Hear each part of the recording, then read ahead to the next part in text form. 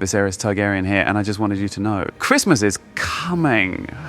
All right, hello guys, welcome back to another video on the 25 Days of Winds of Winter. This video was taken from my stream, and it's all going to be all about the pink letter. So I hope you guys all enjoy, and I will see you guys in this video and also the next couple videos, which again are going to be a lot of focus on the North in these early videos. So let's talk about the pink letter. There's a couple options for who people think wrote it. The major ones are usually like Ramsay, Mance, or Stannis. Those are kind of the main three, given that, you know, Stannis would have need of a wildling army of Jon, again, because we already know that he had the plan of wanting to make Jon Lord Stark, more or less, to again rally the North behind him, because Stannis kind of found out, you know, you need a Stark to get the support of the North. The North is not going to really fully back an outsider like Stannis. They will support him when it comes to, getting the Boltons out of power to a degree. That's a different circumstance. But having Jon makes a lot of sense. And so Stannis could have faked this letter. Again, when you look at, we also have to think about who had the ability to write this letter, having like Ramsay's dialogue, his language. So that's another like little part of this. And so if you're going to go argue from the Stannis point of view, it's going to be, he has Theon, right? Theon would have that information. He would know how Ramsay would write this letter. He can do all those things. The problem with this theory and this person being it is that Stannis doesn't particularly strike me as this kind of person, as just a straight up like liar, manipulating things. Like, Stannis is a lot of things, but he's not really that, in my opinion.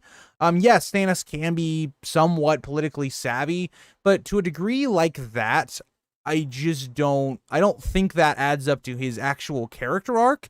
Maybe you guys are different on that. I think of the major ones, I think this is the weakest of the three. I know there's a lot of debate between Ramsay and Mance, so we'll get to those like afterwards, because I think personally, Stannis, it seems like, has all the motivation to, but doesn't really have all the character working to do so, right? Because the other part of this, we didn't even discuss, is like, if Stannis is dead, well, that changes a lot, right? And we also have like this foreshadowing where he's like, to Justin Massey, he's like, you may hear that I'm dead, but, you got to get those swords regardless, that type of thing. And so that would, again, still serve Stannis's, like, cause. So, again, all the motivation is there for Stannis. All of the, like, plot is there. But the actual character itself doesn't really seem to add up to this arc. And that's my one big, like, complaint with Stannis being this type of person. So let's move on to Mance. Now, Mance, again, would have all the reasons to send this letter to Jon once again. And also, when you look at the idea of, Jon would need to come to save Mance or whatnot, right? And so bringing, again, the wildlings, that would bring back Mance's people. That makes a lot of sense. You could, again, take over Winterfell. And also, Mance could also see this as an opportunity, seeing that Stannis seems like he's losing, right? From the outside looking in, right? Mance doesn't really know exactly what's going on with Stannis' case. It could be one of those things where Mance just sees what's going on from the Bolton point of view, because that's where he's been at in Winterfell. And so that could make a lot of sense as well. I don't also have the most background on the Mance reasoning compared to Stannis and Ramsay. So let me know, guys, in the chat, like, what do you think is, if you think there's somebody else besides the three I named, what do you think is the reasoning for why it would be a certain person? The Advocate seems Ramsay, no question. I'm kind of on that board. We'll get to that one in a second. Andrew thinks it's Mance. Who do you think wrote the pink letter? Personally, I think it was Ramsay. I think, for me, this is going to get into the Battle of Winterfell, and it's the reason I wanted to kind of combine those two in the stream, because I think they are very interwoven, I guess is how we would say. But yeah, I'll talk about that in a second. So Matthew, we'll talk about that a little bit in the next part of the stream, but I think, I think he will die in a battle with the others. The only name mentioned in the letter is Mance Rayder, and the letter refers to the Night's Watch as Black Crows. That's a great point. So that's another point I forgot to point out. It's like, so if Stannis wrote this or Ramsay wrote this, why use the language of the Black Crows? It's not something that you would think Stannis or Ramsay would refer to them as. So again, I think that's some really good evidence as well. So yeah, I think a great point there, Ander. Did you think Jon's decision was out of character, and why did he have to go himself? I don't think it was out of character, given that we know like how much Jon cares about Arya. We know, and again, you also have to think about like Jon is someone that was already didn't like the Boltons, and when this was like a personal attack, I think Jon would be seeing this as, okay, the Boltons are gonna come to like kill us. Like they finally have had enough of our shit. Like Jon, I think, realizes he has to deal with the problem. Read the pink letter. Okay, if I can find the actual text of the pink letter, I will read that to you guys. So here we go. This is the actual full letter that's on the wiki of Ice and Fire. Your false king is dead, bastard. He and all his host were smashed in 7 days of battle. I have his magic sword. Tell his red whore. Your false king's friends are dead, their heads upon the walls of Winterfell. Come see them, bastard. Your false king lied, and so did you. You told the world you burned the king beyond the wall, and instead you sent him to Winterfell to steal my bride from me. I will have my bride back. If you want Mance Rayder back, come and get him.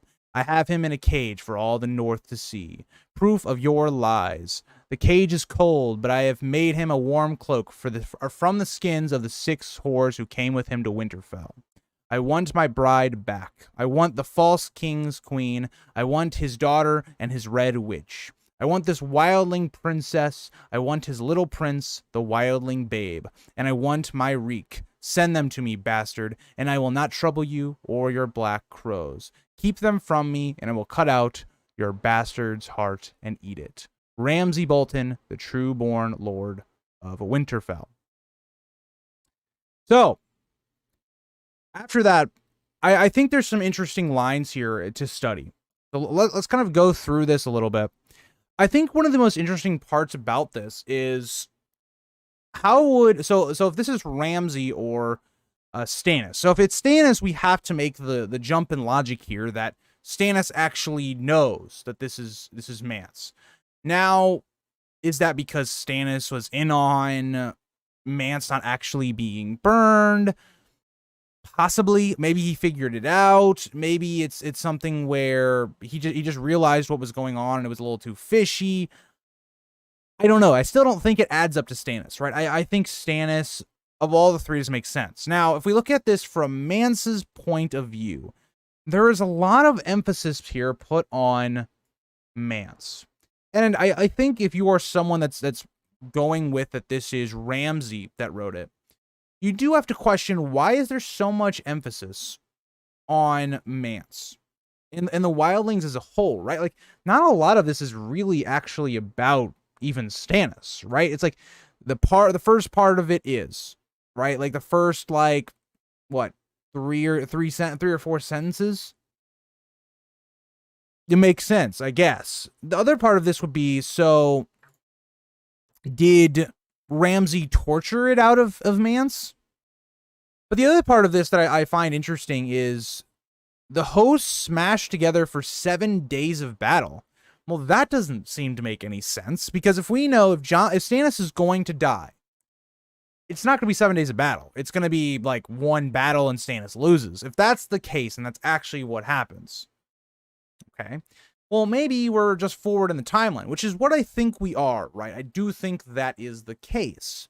7 days of battle. Why would Ramsay lie about how long the battle took? Because if we're meant to think about this as in, okay, Stannis wins the initial battle, and then maybe he's sieging for 6 days, it doesn't really seem to make sense. And so some of this other part of this, it just seems interesting. Like, the language is obviously sounds a lot like Ramsay for the most part. And so it would have to be someone that has been around Ramsay long enough to know how he would write this. Now, I don't know. I think there is a lot to say that Mance could be in charge of this. I had something that the Manderleys had something to do with the letter. Don't know the correlation, but that's a theory that's out there. I think it was Mance personally. I don't know how the Manderleys would know all of this information, right? That would be my biggest issue with the Manderleys. I saw a theory that it was Barbary Dustin. Again, but my problem with a lot of these characters like Barbary Dustin, like the Manderleys, how do they know all this information? Like, how do they know that Mance is still alive? How do they know all these things? I'm not sure. Mel theory seems even less likely to me personally, but I think, see, Mel, I do believe, has the motive because she wants to get Jon and the Wildlings to help Stannis. But I just don't. How would she know? Again, she is magical, so it's possible that she maybe has seen how Ramsay acts. How does she know the language? I still believe that Ramsay wrote it, but it was modified by several people, perhaps, or by the Maester. That could be possible. Not completely on top of it, is it? Ramsay, you can taste the insecurity in the letter by him calling Jon bastard so many times. I think that's a great point, right? Like, that seems like a lot of Ramsay's speech. And the question is, like, the big, I think, thing that we have to look at whether this is Mance or whether this is someone like Ramsay is how well does Mance know Ramsay? Because again, this seems very accurate to the way Ramsay speaks. My biggest problem is, why are there certain things in this letter that seem obviously false? What's the reasoning there? Like, why say 7 days of battle? We know that's not true. That we know that's not going to be true. So what's the point there? That would be my biggest question to you guys as viewers. Yeah, see, Jesse, that's my thing, right? I think Mance does have the means to be able to make this letter, and I think, you know, that would check out, right? Like, for me personally, like, I am someone that I lean towards this being Ramsay, but I think there's a lot of interesting evidence towards it being Mance. But see, my question is, like, if it was the Castle Black mutineers that were writing the letter, right? How do they know all this information? Like how do they know everything going on at Winterfell? How do they know, like, Mance is still alive? Like, how do they know all these things? That seems very, like, implausible to me. Because Mel wouldn't tell these people that. Like, I don't think that makes any sense. So, I don't know. But, like, let's get into, like, Ramsay. So, again, this is just the kind of this is more like the basic theory, just taking it at face value. And I think the arguments for this one is going to be, he is trying to get a rise out of Jon.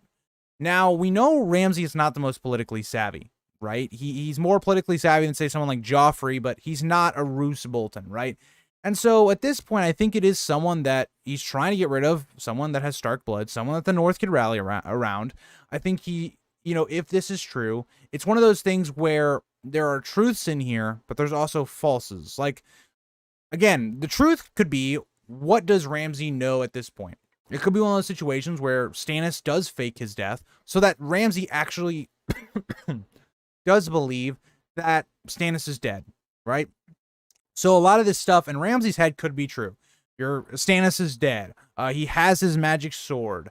You know, the False King's friends, some of these people are dead. All of that stuff could be true.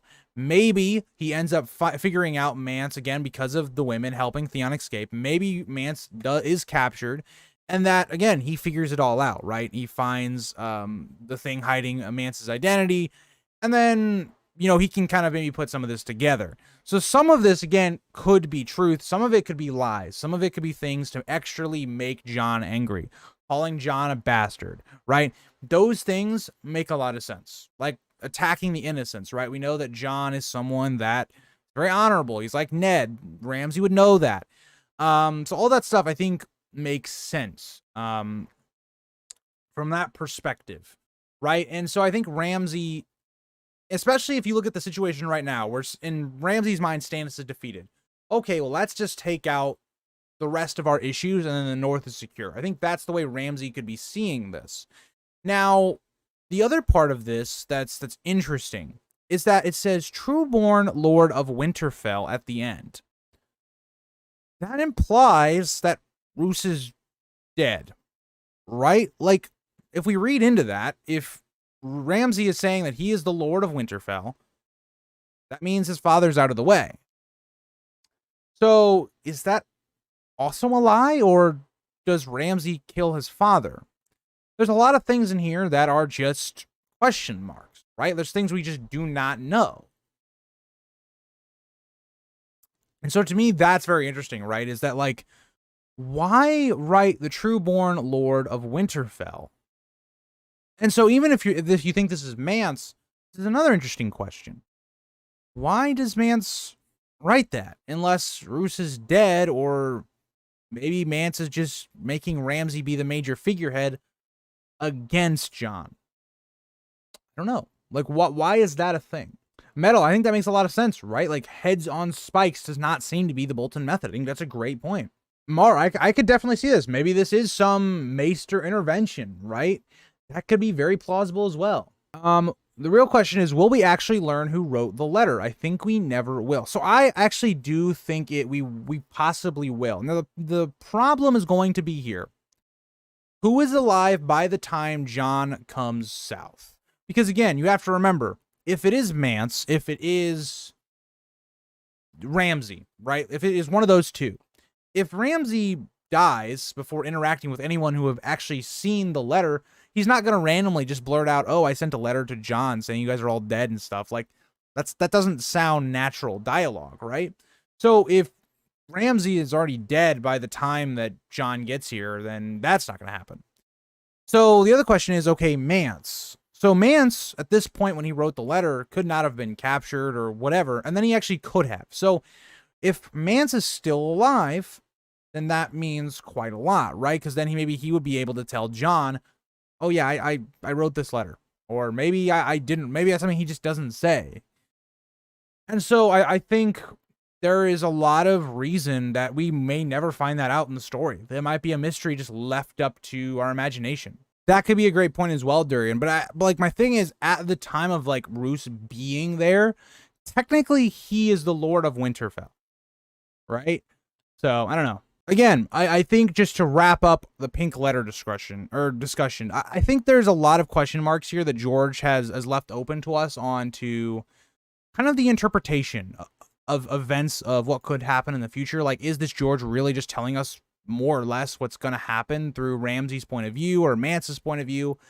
I think so. I think a lot of merits are for Mance and for Ramsay, and I think Stannis just doesn't really make sense to me. I think a lot of the other ones outside of Mance and Ramsay just don't hold a lot of water, in my opinion.